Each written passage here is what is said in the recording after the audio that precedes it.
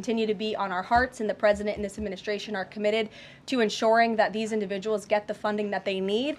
And I would just say a strong message to Democrats who are out there pretending to be outraged about the long list of crap that this administration is cutting, federal waste and funding, like $2 million for sex changes in Guatemala, $6 million to fund tourism in Egypt, $20 million on a new Sesame Street show in Iraq. السلام عليكم يا جماعة، أهلا وسهلا فيكم. خلينا نقللكم على الحروف الأبجدية.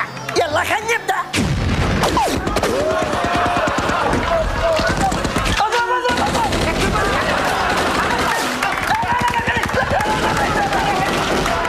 4.5 million to combat disinformation in Kazakhstan. I could go on, and I'm happy to provide this list to every single one of you. Democrats are outraged that the American people want to be, they want their taxpayers going to good uses, not stuff like this. But then they're very quiet about the fact that there are still North Carolinians and people in California who have lost everything, and in the last 4 years, this federal government did nothing to help them. This president will continue to put Americans first, and I think the successes of this week so far speak to that, and it's only Wednesday. So I'll see you guys later this week, and we'll see you this afternoon. Thank you very much. Thank you for joining us today as we discuss the latest developments from the Trump administration and the stark contrast between its policies and the reckless, self-serving agenda of the Democratic Party. It's refreshing to finally have a White House press secretary who speaks clearly, truthfully, and without the obfuscation we've grown accustomed to over the past 4 years. Today, we're here to highlight the administration's unwavering commitment to common sense, fiscal responsibility, and the well-being of the American people, principles that seem entirely foreign to the Democrats. Let's start with the obvious. The Democrats are in complete disarray. While this administration is working tirelessly to cut waste, prioritize spending, and restore accountability, the left is busy inciting violence, pushing radical ideologies, and misusing taxpayer dollars to fund absurd projects abroad. From $20 million for a Sesame Street show in Iraq to $6 million for tourism in Egypt, a country that literally sells itself as a tourist destination, the Democrats' misuse of public funds is nothing short of scandalous. It's clear that their priorities are not with the American people, but with lining their own pockets and destabilizing the very fabric of our nation. Meanwhile, President Trump and his team, including the invaluable Elon Musk, are uncovering and eliminating this waste, ensuring that every dollar is spent wisely and in the interest of the American people. The Democrats' meltdown over these efforts speaks volumes. They're not upset about cuts to vital programs. They're upset because their kickbacks and money laundering schemes are being exposed. It's time to hold them accountable for their corruption and their blatant disregard for the hard-working taxpayers who fund these outrageous projects. And let's not forget the administration's bold stance on protecting women's sports. The new rule ensuring that men can no longer compete in women's sports is a victory for fairness, common sense, and the integrity of competition. Yet, predictably, the left is up in arms, with some journalists even struggling to define what a woman is. It's a sad state of affairs when basic truths are so fiercely contested, but this administration isn't backing down. We're standing up for what's right, even if it means facing the wrath of the woke mob. So let's dive into the details. The Democrats' corruption, their violent rhetoric, and their radical policies are being exposed for what they are, a threat to the American way of life. This administration, on the other hand, is delivering results, cutting waste, and putting the American people first. The contrast couldn't be clearer. Peter. Thank you, Caroline. Are any officials here preparing to fight Democratic lawmakers in the streets? Absolutely not. So And thanks for the question. Some elected Democrats are so steamed about Doge. Congresswoman LaMonica McIver says we are at war. Ilhan Omar says we might actually see somebody get killed. And Chris Van Hollen says we have to fight this in the Congress. We have to fight this in the streets. So what now? And may I just point out, if you heard that type of violent, enticing rhetoric from our side of the aisle, from Republican leaders on Capitol Hill, I think there would be a lot more outrage in this room today. It's unacceptable, the comments that have been made by these Democrat leaders, and frankly, they don't even know what they're talking about. Because President Trump was elected with a mandate from the American people to make this government more efficient. He campaigned across this country with Elon Musk, vowing that Elon was going to head up the Department of Government Efficiency, and the two of them, with a great team around them, were going to look at the receipts of this federal government and ensure it's accountable to American taxpayers. That's all that is happening here. And for Democrat officials to incite violence and encourage Americans to take to the streets is incredibly alarming, and they should be held accountable for that rhetoric. It sounds like something that they're most concerned about is Doge engineers with access to Treasury systems. Can you clarify, do the Doge engineers have read-only access in these systems, so they are not allowed to write new code? No. They are not, okay. No. And then one more thing. NBC is reporting that some of the illegal immigrants that we've seen rounded up and arrested are not being deported. They're being released with ankle or wrist monitoring devices, or they have to check in on the phone. So is the administration arresting more people than you have room for? I have seen the reports, and I'm glad you brought it up because we want to address it. There have been a total of 461 illegal aliens. This is of this morning when I got this information from DHS that have been released from custody of the more than 8,000 that have been arrested since President Trump was inaugurated. It's less than 6%, and there are reasons for their release. Some of the factors include a lack of significant likelihood of removal in the foreseeable future, lack of detention availability, which is something this president and this administration has been incredibly vocal about. We are doing everything we can to deport and detain illegal immigrants, but we need Congress's help to increase funding for Border Patrol and for ICE to increase detention capability in our facilities. And then other serious medical conditions have also been the reasons for some of the release of these individuals. But none of them have final deportation orders. Many of them are probably contesting their immigration status. I'd refer you to DHS for more details, but I did get that information because I knew it'd be a question, so thank you. Sure. Yes. The president and you here again today have made clear, given the devastation, you think Palestinians have no choice but to leave Gaza and go elsewhere. But Palestinians say this is their home. They don't want to go. The president last night said he's willing to use the military if necessary. Is the U.S. prepared to remove Palestinians from Gaza by force? The president is prepared to rebuild Gaza for Palestinians and all people in the region, peace-loving people who want real economic development and opportunity in the region. This is a region that has been controlled by Iranian-backed terrorists, Hamas, who have brutalized not just Israelis but Palestinians too. It is because of Hamas that you see those images on that screen, that Gaza has become a demolition site because Hamas launched that brutal attack on Israel on October the 7th. And so again, I would stress, President Trump wants to ensure that this can be a place where all people can live in peace. He is a peacemaker in chief. He made that very clear in his first term. And as for how that will be accomplished, the president and his team are talking with our allies in the region to consider next steps. But should the American people be prepared to see U.S. military on the ground fighting a ground war against Hamas? Again, the president has not committed to U.S. troops in the region. But it is an option. I have said that the president has not committed to that yet. Garrett, great to see you here today. Thank you. On Gaza, the president has spent basically his entire public career criticizing foreign entanglements, nation building, sending American troops to fight abroad, particularly in the Middle East. This plan seems like it could ultimately involve all of those things. Can you explain this reversal and how building and owning Gaza squares with America First foreign policy? I would reject the premise of your question that this forces the United States to be entangled in conflicts abroad. The president has not committed to putting boots on the ground in Gaza. He has also said that the United States is not going to pay for the rebuilding of Gaza.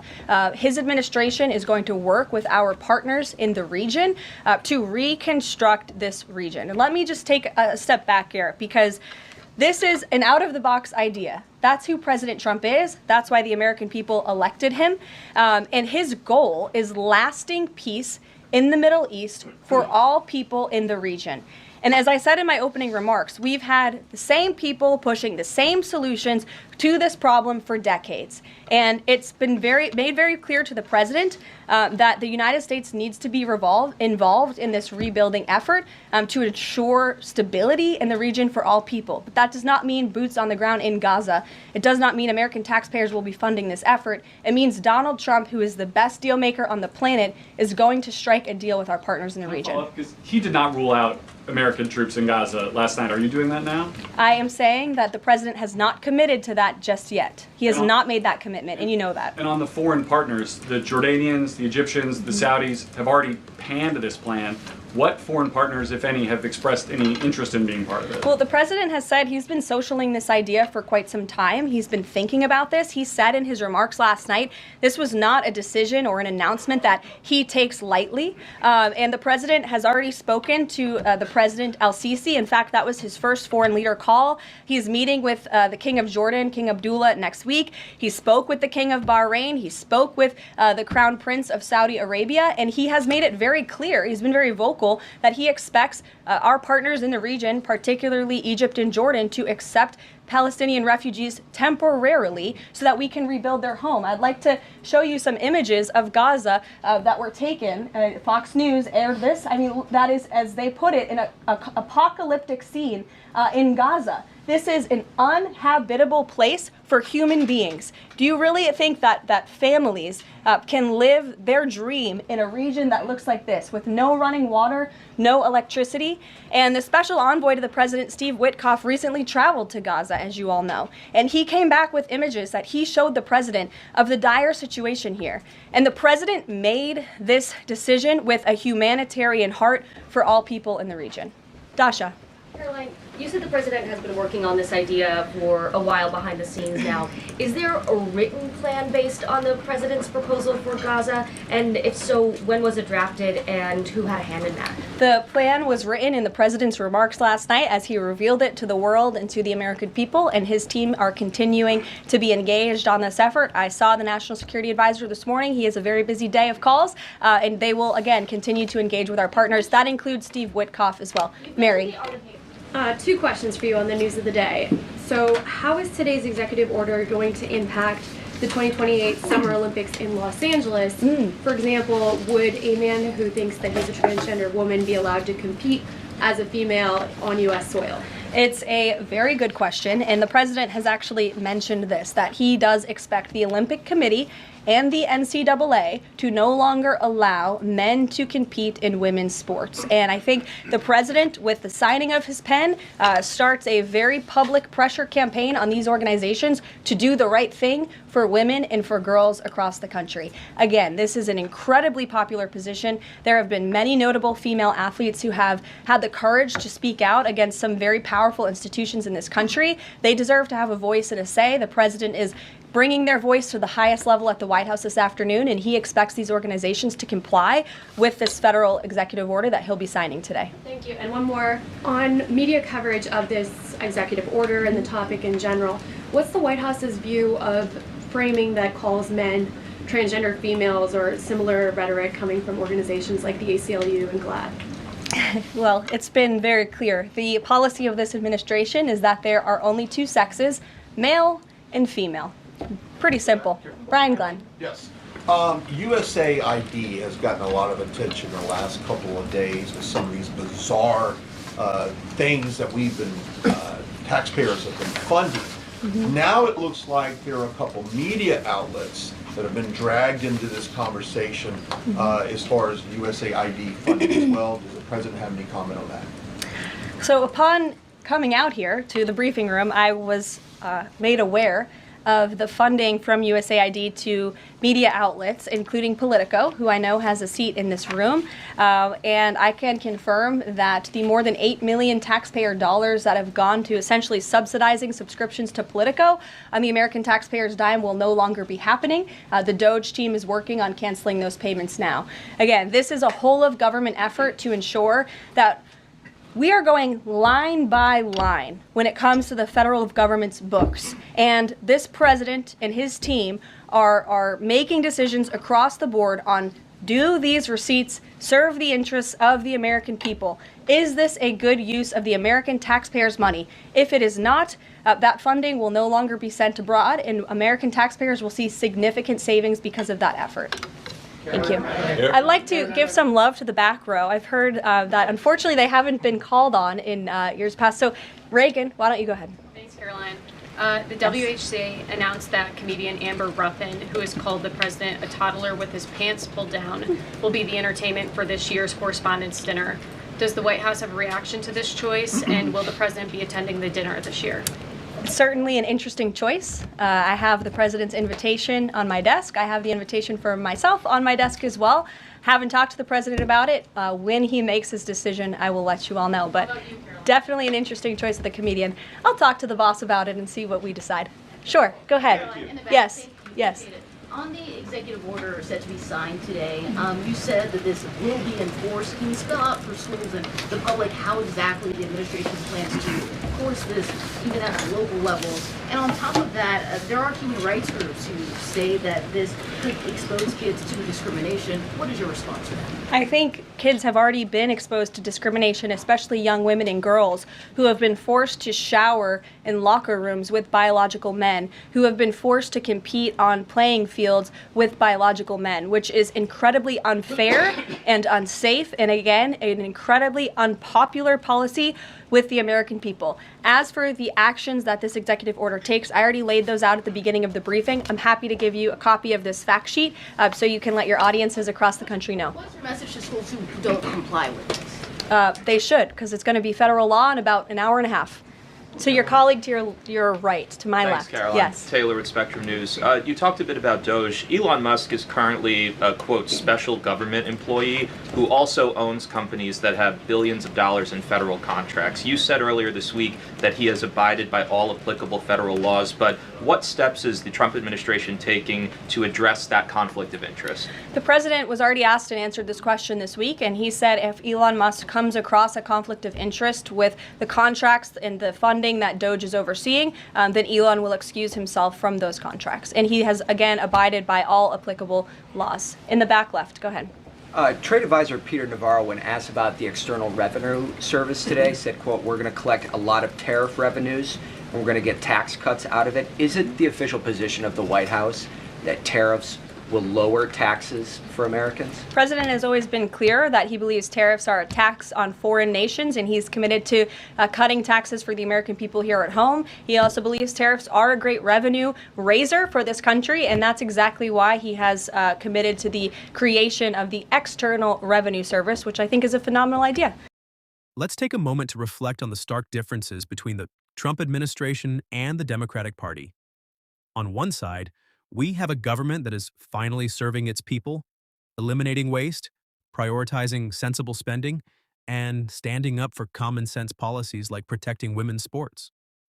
On the other side, we have a party that is unraveling before our eyes, driven by corruption, radicalism, and a blatant disregard for the truth. The Democrats' outrage over this administration's efforts to cut waste and restore accountability is telling. They're not upset because vital programs are being harmed. They're upset because their gravy train of taxpayer-funded kickbacks and money laundering schemes is coming to an end. The left's misuse of public funds is nothing short of criminal. And yet, they have the audacity to accuse this administration of wrongdoing. The hypocrisy is staggering. Meanwhile, President Trump and his team, including the brilliant Elon Musk, are delivering results. They're uncovering waste, cutting unnecessary spending, and ensuring that every dollar is used to benefit the American people. The Democrats' violent rhetoric and radical policies are being exposed for what they are, a threat to our nation's stability and prosperity. It's time to hold them accountable for their actions and their blatant disregard for the hardworking taxpayers who fund their corruption. The truth is finally coming out, and the Democrats are terrified. Their corruption is being exposed, their radical agenda is being rejected, and their days of misusing taxpayer dollars are coming to an end. This administration is delivering real results, and the American people deserve nothing less. Thank you, and may God bless America.